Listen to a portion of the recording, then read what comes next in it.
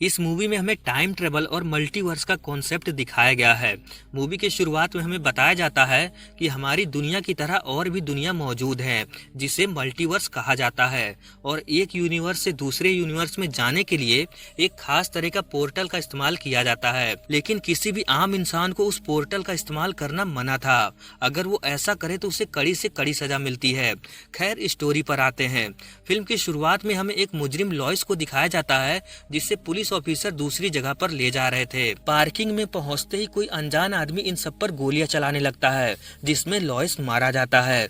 यहाँ पर हम देखते हैं कि जो आदमी इन सब पर गोलियां चला रहा था वो भी लॉइस का ही हमशक्ल था। इसका नाम लियो है, जो लॉइस को ही मारने यहाँ पर आया था। लॉइस को मारने के बाद लियो यहाँ से फ्लैश की स्पीड से भागता है, जिसे देखकर ऐसा लगता है जैसे इसके पास कोई सुपर पावर हो। तभी इसे पकड़ने के लिए दो एजेंट हैरी और इवान इसके पीछे पड़ जाते हैं। यहाँ पर हमें पता चलता है कि हैरी और इवान एक ऐसे एजेंट हैं जो टाइम पोर्टल का गलत इस्तेमाल करने वालों को पकड़ते हैं, और लियो उसी टाइम पोर्टल का इस्तेमाल करके इस दुनिया में आया था। ये दोनों एजेंट लियो को पकड़ने की कोशिश करते हैं, मगर लियो बहुत तेज था, जो आसानी से तो इनके हाथ नहीं आने वाला। लियो भागकर उस जगह पर पहुंचता है जहां पर दूसरा पोर्टल खुलने वाला था, मगर तभी यहाँ इवान पहुंचकर अपनी डिवाइस से टेलीपोर्ट की जगह को बदलकर अपने डिपार्टमेंट सेंटर पर सेट कर देता है। जिसके बाद ये लियो के सामने आकर इसे सरेंडर होने को कहता है, मगर लियो कहाँ इसकी बात मानने वाला था। तभी अचानक हैरी अपनी गाड़ी से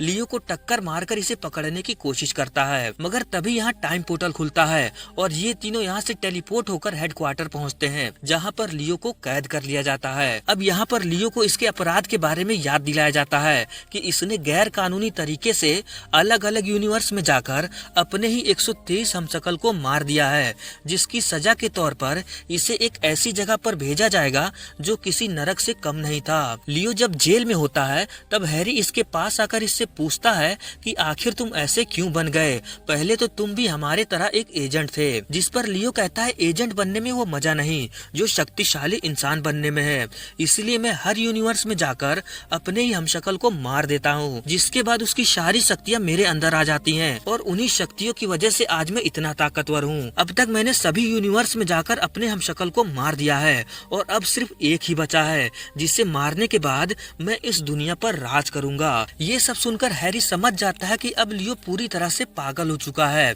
इसके बाद लियो को एक कुर्सी पर बांधकर उसे हेल यूनिवर्स में भेजने की तैयारी की जा रही थी। तभी यहाँ एक लड़की आती है जो लियो की साथी है। ये अपने जूते से एक चूहे को बाहर निकालती है जिसके ऊपर बॉम्ब लगा था, और सही मौका देखकर वो बॉम्ब ब्लास्ट कर देती है, जिसका फायदा उठाकर लियो उस पोर्टल की लोकेशन को चेंज करके उस यूनिवर्स में सेट करता है जहाँ पर इसका आखिरी हमशक्ल है, और देखते ही देखते लियो उस पोर्टल के जरिए यहाँ से गायब हो जाता है। इसके बाद हमें उस यूनिवर्स को दिखाया जाता है जहाँ पर लियो का आखिरी हमशक्ल था। इसका नाम गेब है और ये एक पुलिस ऑफिसर है जो किसी मुजरिम को दूसरी जगह पर शिफ्ट कर रहा था। तभी यहाँ पर लियो आकर इन लोगों पर हमला कर देता है, मगर जवाब में गेब और सारे ऑफिसर मिलकर उल्टा लियो पर ही भारी पड़ने लगते हैं, जिसकी वजह से लियो को यहाँ से भागना पड़ता है। मगर इसे पकड़ने के लिए गेब इसका पीछा करता है और ये लियो को पकड़ भी लेता है। तब गेब को पता चलता है कि ये इसी का हमशक्ल है। लियो कहता है कि मैं यहाँ तुम्हें ही मारने आया हूँ, और मौका देखकर लियो गेब को शूट करके भाग जाता है, मगर गेब को कुछ नहीं होता क्योंकि इसने बुलेट प्रूफ जैकेट पहनी थी। इसके बाद गेब घर आता है जहाँ इसकी वाइफ टीके कहती है कि तुम्हें अभी हॉस्पिटल में होना चाहिए क्योंकि तुम्हें चोट लगी है। गेब इसे समझाता है कि ये बिल्कुल ठीक है। इसके बाद ये अपनी छत पर आकर अपनी ताकत को महसूस करता है, क्योंकि जितनी ताकत लियो में है उतनी ही ताकत गेब में भी है, मगर अभी इसे अपनी ताकत का अंदाजा नहीं। अगले दिन टीके जबरदस्ती गेब को हॉस्पिटल लेकर आती है ताकि इसका चेकअप हो सके। यहाँ पर कुछ पुलिस ऑफिसर इससे पूछताछ करने के लिए आए थे क्योंकि गेब ने उस क्रिमिनल को बहुत पास से देखा था, जिस पर गेब झूठ बोलता है कि अंधेरा होने की वजह से वो ठीक से नहीं देख पाया। मगर टीके इसका झूठ पकड़ लेती है और इसे अकेले में पूछती है कि आखिर तुमने झूठ क्यों बोला, जिस पर गेब इसे बताता है कि वो आदमी मुझे ही मारने आया था और वो बिल्कुल मेरे जैसा दिख रहा था। ये सुनकर टीके को लगता है कि शायद इसकी दिमागी हालत ठीक नहीं है, इसीलिए ये बहकी बहकी बातें कर रहा है। जिसके बाद टीके के रिक्वेस्ट करने पर गेब अपना सिटी स्कैन करवाता है। जब गेब का सिटी स्कैन चल रहा था तभी यहाँ लियो उसे मारने के लिए आ जाता है, लेकिन यहाँ पर लियो को पकड़ने के लिए एजेंट हैरी और इवान भी पहुँच गए थे। जिसके बाद यहाँ पर काफी देर तक इन लोगों में मारपीट होती है।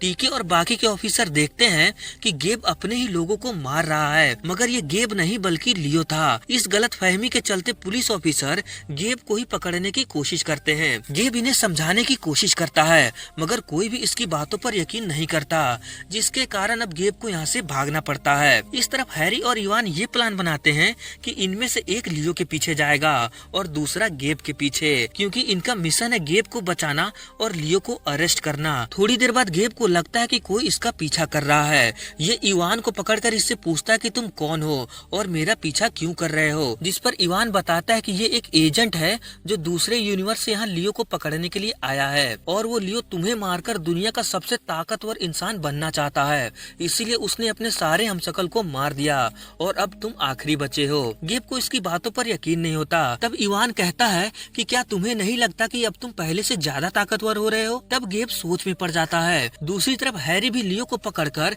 इसके साथ लड़ने लगता है, मगर लियो बहुत ताकतवर था। ये हैरी को बहुत बुरी तरह से मार देता है। ऐसा होते ही इवान को अपने डिवाइस से पता चल जाता है कि अब इसका साथी नहीं रहा, इसीलिए अब ये गेब से लियो को पकड़ने के लिए मदद मांगता है, जिस पर लियो अब इसकी मदद के लिए तैयार था। इस तरफ टीके अपने घर आती है और इसके साथ में कुछ पुलिस ऑफिसर भी थे, क्योंकि इन्हें डर था कि कहीं गेब टीके को भी न मार दे, क्योंकि इनके हिसाब से उसका दिमागी संतुलन सही नहीं था।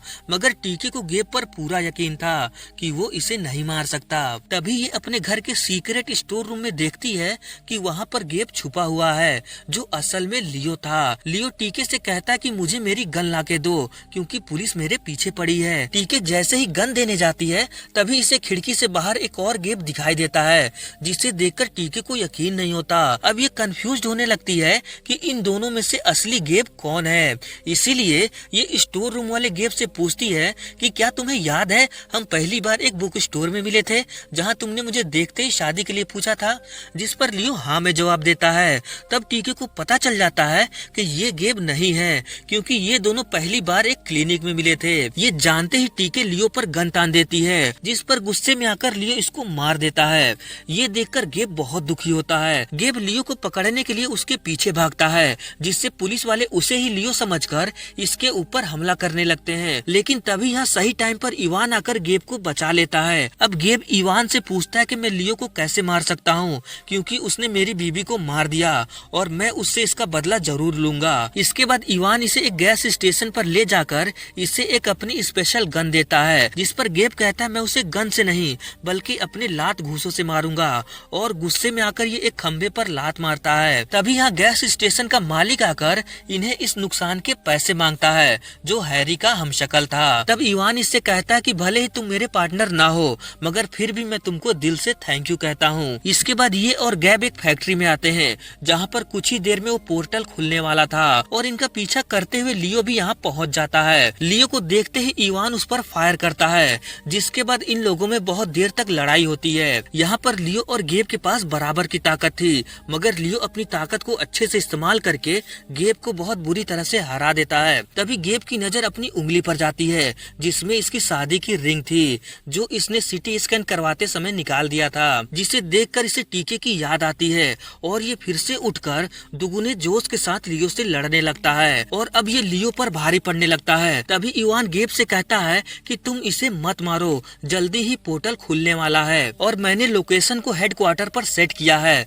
तभी अचानक टाइम पोर्टल खुलता है, जिसमें ये तीनों खींचे चले जाते हैं। हेडक्वार्टर पहुंचने के बाद लियो अपने आप को गेब बताता है ताकि ये सजा से बच जाए, और ऐसा होता भी है। ये लोग गेब को लियो समझकर उसे हेल भेजने की तैयारी करते हैं। तभी इवान देखता है कि जो आदमी कुर्सी पर बंधा है उसकी उंगली पर रिंग का निशान है, जिससे इवान समझ जाता है कि ये गेब है। इसीलिए इवान तुरंत बाकियों को बताता है कि असली लियो दूसरा वाला है, जिसके बाद असली लियो को कुर्सी पर बांधकर उसे हेल में टेलीपोर्ट कर दिया जाता है। अब यहाँ पर गेब को भी उसके यूनिवर्स में भेजने की बात हो रही थी, जिस पर इवान कहता है कि अगर हमने गेब को उसके यूनिवर्स में भेजा तो वहाँ पर वो लोग उसे ही लियो समझेंगे, जिससे इसका जीना मुश्किल हो जाएगा। आखिर गेब ने लियो को पकड़ने में हमारी मदद किया है, इसलिए मैं जानता हूँ कि इसे कहाँ भेजना है। जिसके बाद इवान गेब को एक दूसरे यूनिवर्स में भेज देता है, जहाँ इसकी मुलाकात वहाँ के टीके से होती है, जिसे देखकर गेब बहुत खुश होता है और अब ये फिर से अपनी जिंदगी की शुरुआत कर सकता है, क्योंकि हम जानते हैं कि लियो ने अपने सभी हमशक्ल को मार दिया था। इसका मतलब अब जिस यूनिवर्स में गेब है